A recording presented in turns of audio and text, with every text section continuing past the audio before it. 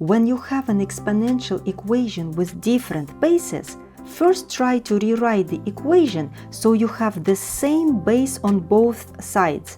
Then you can bring down the powers and solve for x. On the left, our base is 1 over 49. On the right, our base is 1 over 343. Let's rewrite the equation so we have the same base on both sides. What do we know about 49? 49, we can rewrite it as 7 times 7, which is 7 squared. What do we know about 343? It may look like nothing familiar, but 343 is 7 times 7 times 7, which is 7 cubed. I love it. We rewrote 49 and 343 as a power of 7. So let's rewrite the left side and the right side and see what we've got. So we can rewrite 1 over 49 as 1 over 7 squared. And let's remember this big power, 1 minus 2x. And the right side, we can rewrite as 1 over 7 cubed to the power of 2 minus x. Look, we almost got the same base on both sides, but let's get rid of these pesky fractions. So we need a formula sheet. Download this formula sheet from the link below and we will use this negative exponent rule. So we will use this rule.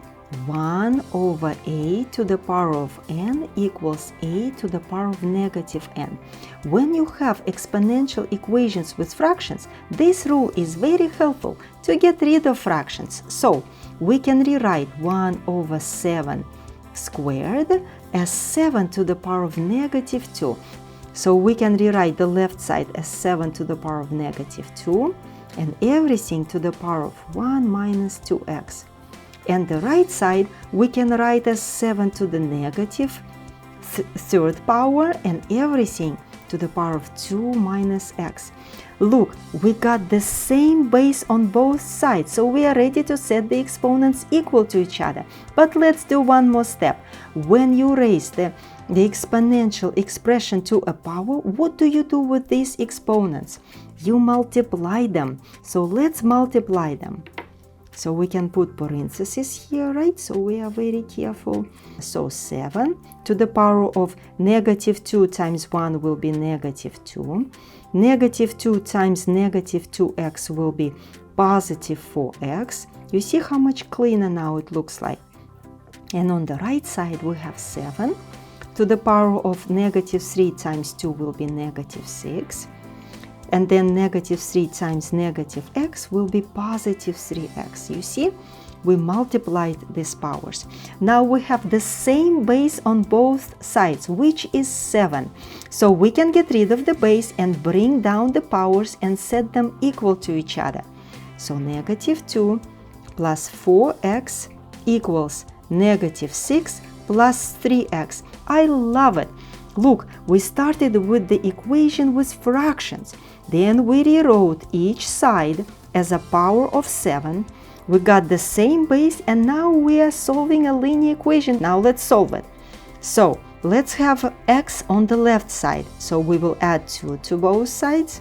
In order to isolate x, we have 4x because negative 2 plus 2 will collapse to 0. And then on the right, we have negative 6 plus 2 will be negative 4 plus 3x. Then we are subtracting 3x from both sides, almost done. 4x minus 3x will be 1x or just x. And then 3x minus 3x will collapse to 0, and on the right we'll have negative 4. So our solution is x equals negative 4. So we did it. And now be encouraged by the words of Apostle John. For God so loved the world that he gave his one and only Son, that whoever believes in him shall not perish, but have eternal life. John 3:16. Did this video help you? If so, press the like button and subscribe, and I will see you in my next video.